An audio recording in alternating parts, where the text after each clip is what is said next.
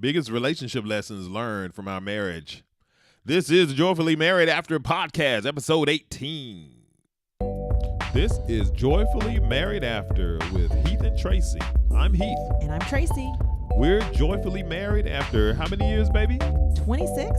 26 years, 4 kids, corporate jobs, entrepreneurs, and this podcast is our view on life through our lens. Let's go. Hey, baby, how you doing? Hello. We're talking about today. We're talking about some good stuff. Biggest lessons from marriage? Yes. From our marriage? Biggest relationship lessons that we've learned from our marriage. You and I, Heath and Tracy. Yes. Okay.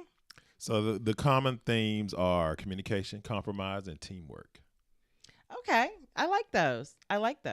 Yeah, people garner lots of information from things that you share. And so I thought that in the context of these themes, we can share some of these things and these learnings that we've had over I think these topics are good. Which one you want to start with first? Let's start with communication. So who's the better communicator out of the two of us? The first rule of communication is that one cannot not communicate. So Heath is really good at reciting that quote from he learned from school. But I'm not so sure he abides by it. Yes, I have a communications degree from Howard University. HU. You know. So I think what Tracy is alluding to is that does not necessarily mean that I'm always the best communicator or the best communicator in our relationship. Yeah. I have to agree with that, baby. I'm so sorry. I have to agree with that. Why do you agree with that, Tracy? Well, you don't. I mean, like most men, I'm not saying all men, but most men just don't talk. They just don't talk about their feelings. They don't talk about what they're upset about. They don't talk about what they're happy about. They don't talk. And so that carries over into your relationship sometimes, and it can be detrimental. It's like that commercial with the guy who goes, yeah, because he's a guy, so. But I think it's just an excuse. It's like I could say a lot of things just because I'm a girl. No. But that was not the context of that commercial. It was just I just thought it was an appropriate line. It fits this. Yeah, it fits this one though. It does. It fits this one. Yeah. So I think that the key thing from our marriage, is that you have to communicate to one another what it is that's important to you. People say that all the time, though, baby. Communicate. People, you have to communicate. Yeah. People say it all the time. So what? How do you do it? They say it in a general way, but in terms of understanding what's important to you, what you like, what you dislike, what you're having issues with, what you're going through in a certain time frame in your marriage, I think those are the kinds of things that you have to make sure that you're communicating to the other, because we don't necessarily always know. Like, baby, your breast stinks. Baby, did you like that tie that I bought you? Right. Or baby, it hurts when you do that. Baby, it makes me feel like this when you say that. Yeah, those are hard to come by sometimes. Mm-hmm. Yeah. So I think when we talk about communication in a marriage, it's important to get that intimate with it. Right. Are we maybe rephrasing it and saying intimate communication? Could be intimate communication. Well, I mean, the marriage is the ultimate in intimacy, right? Other than your alignment with God, I think that marriage is the ultimate relationship that you're being intimate with. And so I think that sometimes we forget, people want to maybe individualize themselves too much, and forgetting that when you're in a marriage, it's not the two individuals, but it's the two becoming one. Yeah, and I think people get afraid to communicate. Mm-hmm. They're afraid to say how they really feel. Yeah. They're afraid that they may hurt their partner's feelings. Yep. They're afraid they may put a wedge between themselves. Mm-hmm. I think there's a lot of fear that goes along with communicating. So therefore, they just don't. Yeah. And I think, that's that old adage of, fear and faith operating on the same principles. And I think that maybe times in our marriage, maybe I have had some fear in the past, maybe just from anticipating your wrath. Oh, it's like, Lord. If I say this to Tracy, I'm going to just get it all up and down verbally. It's going to be ugly. Does that usually happen, though? Or have I surprised you? No. I'm saying maybe in the past, okay. When I was maturing in our marriage and our relationship. I think the kids go through that sometimes. Now, you're like, why didn't he tell me that? Why didn't they tell me so-and-so? I'm like, Tracy. Because you're going to you're going to give them the cheerleader voice. So there is fear. Sometimes people do exhibit fear, therefore they don't communicate. Right. So check your fear then. Yeah, check your fear. And check your communication strategy too, right? So it's always a give and take. It's always both sides. Always a two-sided coin. There's always two sides to every story. But you don't know, like you're saying, my reaction. I don't know my reaction unless you communicate it. Right. But and over time, when you've had engagement and communication, and you've had a track record of your reactions and responses to various communicating scenarios, then over time you feel like, I know what her reaction is going to be. Are we saying the word communicate too much? I'm communicating. I think, I mean, it is kind of a cyclical thing. Yeah. So when you think of it in that aspect, I wouldn't have known that my response to you communicating caused you to further inhibit your communication unless you had communicated with me. Exactly right. Exactly. Hello. Right. Yeah. So I think the first step is getting rid of your fear to communicate. Yeah. Yeah. And I think to that point, the first step is always, as Michael Jackson says, the man in the mirror. Right. And I think analogies, baby. You just love analogies. I'm an analogy guy. Let me get me a new T-shirt. So it's Analogy Man. Oh gosh. With a cape. With a big A on it. Ouch. No, please. Is that too geeky? No. Don't do it. Am I geeky? You're a nerd. Who would think that about me? I dig nerds. Really? That's just me. But I'm saying, that's off topic. Another podcast for another day. I'm a cool nerd though. Oh, very cool. Okay. Very so cool. back to the communication. I think that you start with yourself. Always. You take the feedback that you're getting. Yes. And you work that out. No fear in your communication. Without fear. Yeah. And you improve yourself. And your communication will ultimately be better. What about, like Michael Jackson would say, in love? I do it with love. I'm saying this in love. Yeah. What do you think about that? I have mixed feelings about saying that. I think that frequently when there is discord in a marriage or any kind of relationship, that you're not always communicating with a loving vibe. Okay, I understand that. And I think that was one of the reasons why he did that.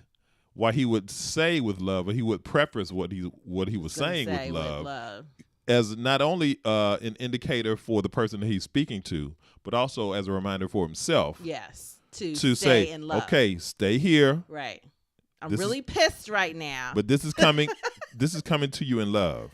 This is constructive criticism. Yeah. This is so that we all get to the place that we want to be. And I don't pop my top. And so that we get into the place that we want to go to collectively, that we've agreed to, which is why we're here. Yeah. And I'm saying this with love. With love. Okay. So I think that's where he's coming from. Yeah, because sometimes I think people overuse that. Yeah. Yeah, I mean, it's all about, it's the age of authenticity, right? It's all about being genuine. Yes. And so in our marriage, and I think that in a relationship with a significant other or marriage, that is the ultimate place of authenticity. Yes, it is. And so when you peel back the layers and you're just being raw and there's nobody else looking, there's nobody else listening, it's all about, this is what I need. This is where I am. This is what I want. This is what I need you to do to help me get to this journey, to this destination that we're trying to get to, that we call life. And so help me. Right. I like that. Yeah. Thank you for clarifying that for me. Of course, baby. I don't like saying that. I don't say, I'm going to say this with love. Right. Because I'm like, okay, so now you're getting ready to tell me something really screwed up. Mm-hmm. And you start telling me first that you're doing it because you love me. It just doesn't go. Right. So now that you've said it like that, it's more of a reminder that, hey, I love you and I'm doing this from the place of love. Mm-hmm. So it may sound a little harsh what I'm getting ready to say to you. Right. But because I love you, I feel comfortable saying this to you. Yeah. And I think that people who are like me, who deal with people like you. Now let me preface. Now what does that mean? Let me make sure that our audience understands what I'm saying, and make sure that you understand what I'm saying. People like me who are not alpha, Oh. who deal with people like you, who are an alpha. Yeah, my husband loves this analogy, guys. You have to make sure that you understand when they're coming at you, maybe in a curt way or in an popping the top way or in a direct way. I like the word direct, by the way. That's how I envision it. If you're coming at me in a direct way, I have to remind myself that that is just you, and that you are still coming at me with love, but you are communicating something that is important to you. Okay. Not that you are being evil or vindictive or you have some kind of malice that you mean towards me. Never. You are coming at me because that is how you come. Right. That's just how I come. And so for children or for people who are not mature in their spiritual walk, may perceive that as, she is always coming for me. She is always upset with me. She is always extra with me. She is always just yelling. And therefore, they miss the love and the truth and the I think the Bible calls it chastisement. They miss that piece.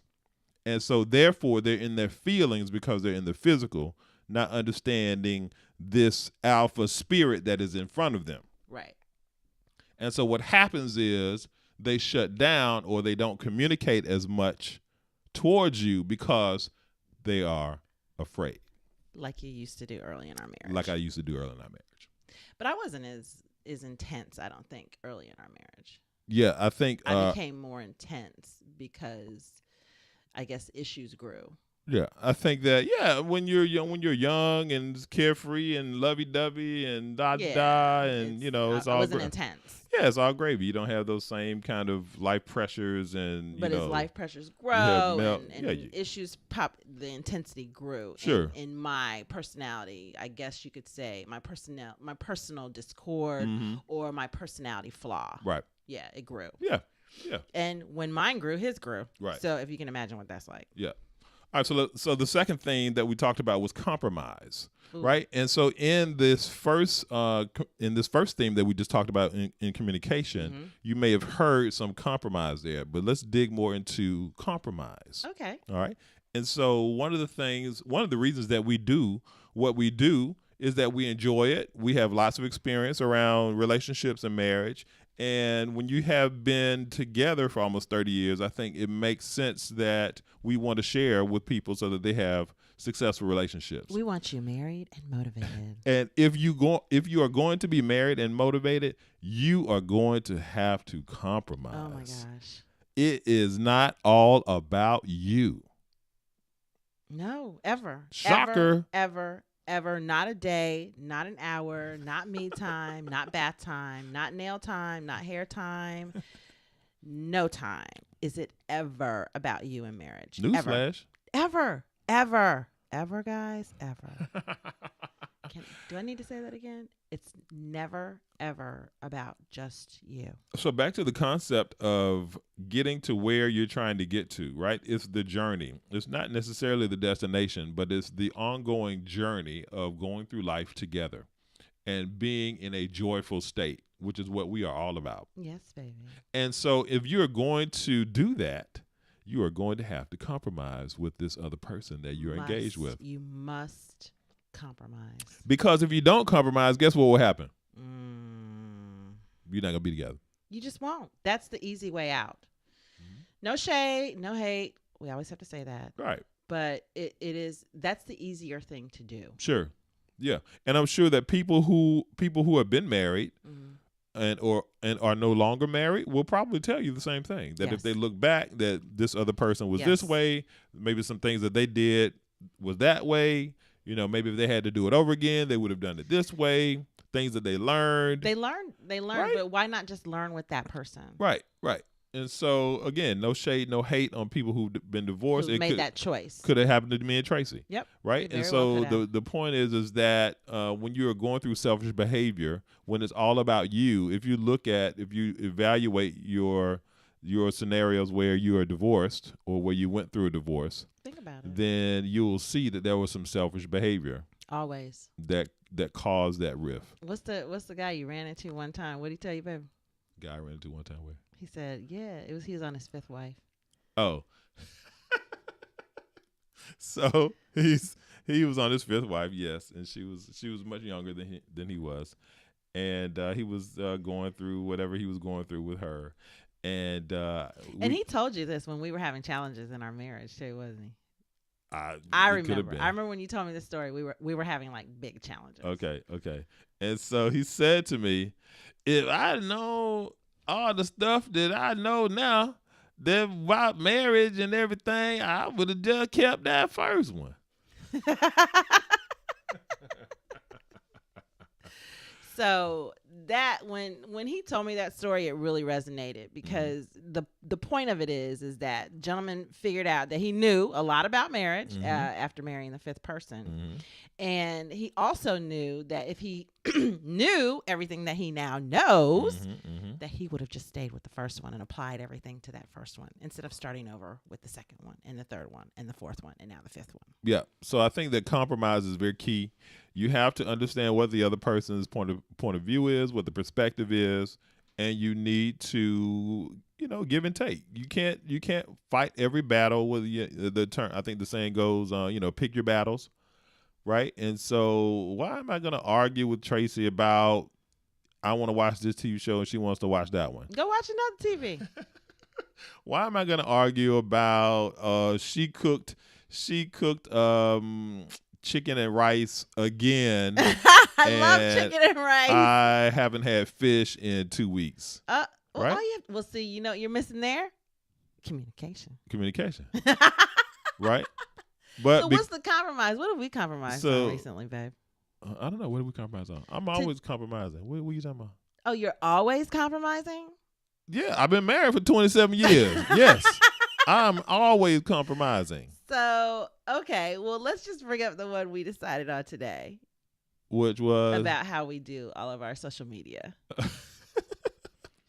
I mean, that's a framework. And actually that's a nice dovetail into our third theme. So I'm gonna get to that in a second. Okay. I'm gonna get to that in a second.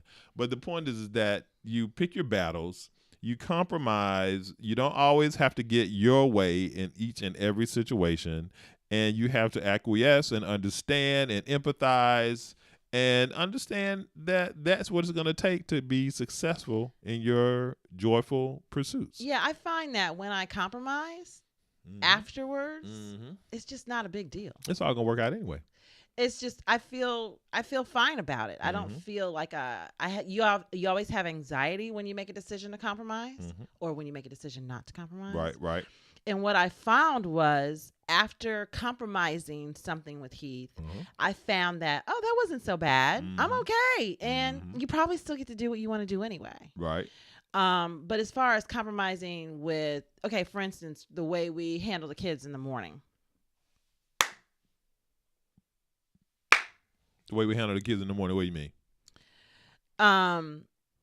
So you get up. Yep. And you take the boys. Right. In the morning. Yep. And I break up my day every day. You bust out and you go and grab them. Sometimes twice a day. Depending on what kind of after school activities they have. Right. And I grab them. So the compromise in that is that Heath has to wake up every morning early and get out of bed no matter what. That is a compromise. Like today, we're not going to work, but we decided the boys still have to go to school. Yep. So he still got up. Yep. So that's a compromise in the fact that I have to break up my day, my work day, which is really tough. Right.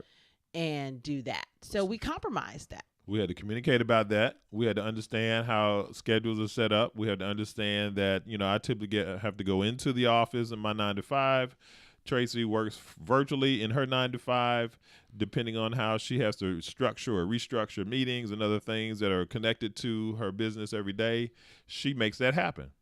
And if she has something that she can't get out of or something that's popped up, then she communicates with me, hey, I've got this happening. I need you to do this. I need to communicate with my management structure and so forth so that I can make that happen and still be in good stead with my work. Yeah. So that's what it is. That's just a simple example of compromise. I think another one is if I cook, He cleans. Mm-hmm. If he cooks, then I clean. These are Mm-hmm. simple. These are Yeah. simple compromises. So what about major compromise situations? Major compromise. Situation. Like I just got a job in California. I have some friends that are moving to California, Mm-hmm. Mm-hmm. and I just thought about Mm-hmm. what a huge decision. They've been married just as long as Heath and I, so they Yep. know how to do this. And they've lived in the same place. And they've lived in the same place all their lives, guys. Yep. Yep. And they're moving to California Mhm. because it's a better situation for one of them. Right. Right. And I just think about how huge that is for Right. their family and for the other spouse. Yeah. And what you have to understand is they were willing to say, hey, babe, Mhm. you have this great opportunity and I'm with you. Yep. I'm giving up what I need to give up, Mhm. my friends, my family, my home, Mhm. to do what you need to do. And it's Right. just such a show of love. Right, right. And in doing it that way, in communicating about it and talking about it and soul searching, and out of that can come the compromise that we have a peace about this, we've talked about this, we Right. prayed about this, we've Right. had engagement with family, Right. we've sought some wise counsel. Yeah. We're looking at business opportunity, work opportunity, whatever it is that entails all of these decisions. And then when you make the decision that it's going to be better for one, it's going to be better for both. And it's when better for the whole family. And when it's better for both, it's better Right. for the entire family. Once again, our motto is if we're okay, they're okay. Right, right. And so that's what you see there in that scenario that we're talking about. It is. Yeah. It And is. so it's going to be dope. It is. It's going to be really good. I'm happy for them. Let's get into the third theme, which is teamwork, baby. Whew. So that's number one and number two dovetail so nicely into that, Yes, right? it does, Mama. Because if you're going to have communication, if you're going to have good communication, if you're going to have some give and take, some compromise, you can't do that without teamwork. No, you got to have the teamwork. You have to understand where strengths are, where each other has strengths, where each other has weaknesses. You put the strengths together, and then you're just going to be stronger. So that takes some effort. That takes some work. That takes some homework. I want you to think about when you go to work and you work on a team or you work on a project. That's how you know how to do it. You know how to do it already. But for some reason, when we get home with our spouses and our kids, we forget how to do it. We want to tell them what to do, or we don't want to do nothing. Yep. So I think it's important to realize you already know how to do this. Yep. You played on a team. You were in a club. You do it at work on a project. You're on a you and your colleagues, your immediate colleagues are all a team. So you already know how to do this. Yep. What you need to do is apply those skills to your relationship. Yes. So Teamwork makes the dream work. Okay. Okay.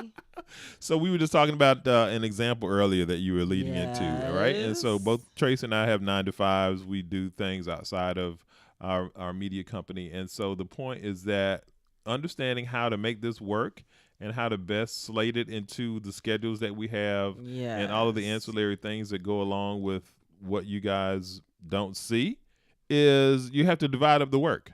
Yeah. Right? Yeah, you do. Now I'm more of a techie with all of this.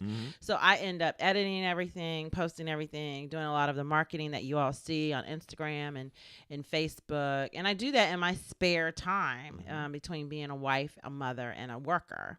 So in that, the compromise that Heath and I came up with, what, baby? You know I'm testing you. I have to do the pre-work and you do the post-work. Okay. It's so simple.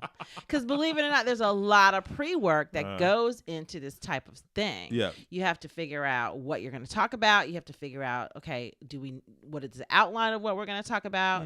And a lot of times you have to do, there's just a lot of setup. Yeah, There's you a gotta lot plan, you have to do. You have to plan, orchestrate, schedule. If we're going to go somewhere and do offsite functions, we have to schedule that. We have to talk to other people. site Location. So, excuse me. It's a lot. It's a lot. Yeah. So Heath is in charge of pre-work. Yes. And I do writing and all of those kinds of things. So it's all good. It's you have to do that with teamwork. But we set it up like that, knowing that he's better at that. You know, I'm a really good organizer, but his organization skills have really improved lately. So I'm going to help him if he needs help. Yes. But he's going to be responsible. Yeah. for getting it done. Absolutely. So one thing that we haven't talked, just a couple of ancillary bullet points that I wanted to bring out is God. Oh my gosh, yes. You had to start there. Always. You have to start there, and you have to understand where your energy comes from, where your source is. Where your peace is. All of that is so key with respect to relationship and whatever it is that you're doing in life. So I would be remiss if I didn't mention those top 3 themes. None of those work without God. God is in the details. There you go. All right. Another bullet point I want to throw out there is the relationship with your spouse and your family. We've talked about that a little bit in some of the other videos that we've done, but just in terms of lessons that we've learned in terms of our relationship and moving forward, that you want to keep your family out of your business, but you also want to make sure that you are seeking wise counsel when appropriate, right? So it's a delicate line when you're talking about parents, maybe older siblings, maybe other people, maybe who are everybody. Coming. Right. So you have to make sure that you're just not all over the place, all over the family. Hey, you know so-and-so, you know what she did, you know what Tracy told me, you know what she said, Please and this, you know what she did with the kids. It's just not.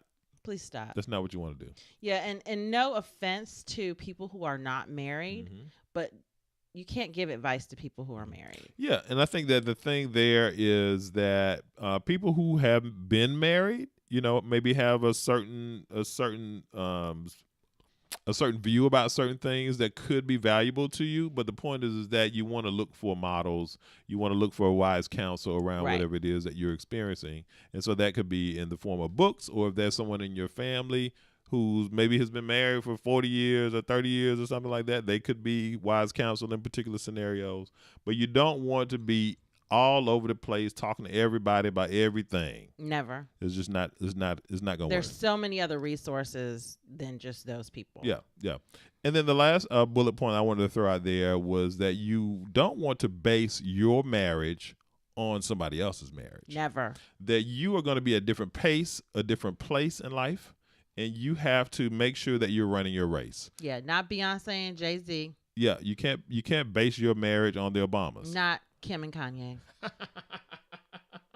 Right? You have to do the best that you can do in your space, in your marriage, in your place. And so just keep that in mind, that it's not a competition, it's not a race. Never. And you have to do your best in your space. But I would also have to say, surround yourself with people who have like marriages. Yes. Like experiences. I think that's what's helped our core group of friends stay together so long.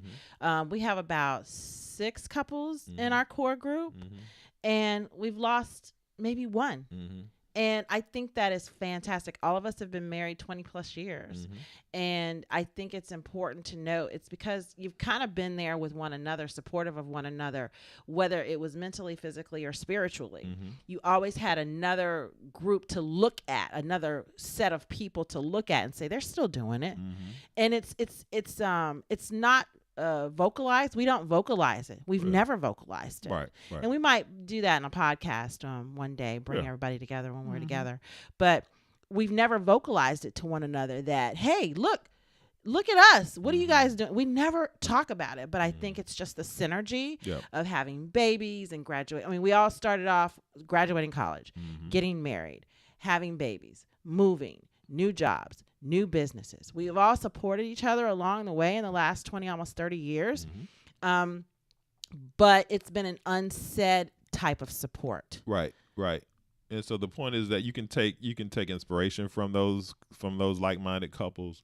You can take a lot of best practices and those kinds of things, but you can't base what your relationship, what your marriage looks like against somebody else. You have to do the best you can. So the lesson we've learned in that is surround yourself with other couples like yourself. Maybe, try to be in the same age group with the same like experiences so that you can relate. I think that's the biggest thing. We've always had couples that we could relate to. If they were having money issues, if their businesses were faltering, if they were having, someone was having an affair, if someone was feeling like they were trying to leave the marriage. We always had those conversations along the way with one another during that time, but that person was was able to lift us up. That person was able to correct us. That person was able to guide us. That person was able to say, oh, I felt like that before. I know how you feel. And they believed it because we all came from the same place. So it's really important that you stay connected. Yes. To like couples. Yes. Any other lessons? That's it, baby. Stay connected. Stay connected to. Stay connected to God. Stay connected to your family, and stay connected to your spouse or your significant other. Thanks again for listening today, folks. If you liked any of what you heard, please like, comment, and subscribe to our podcast. Tell a friend too. And you can engage us at heathandtracy.com for all the goings on in our world. Queen Tracy, speak to the people. Bye, loves.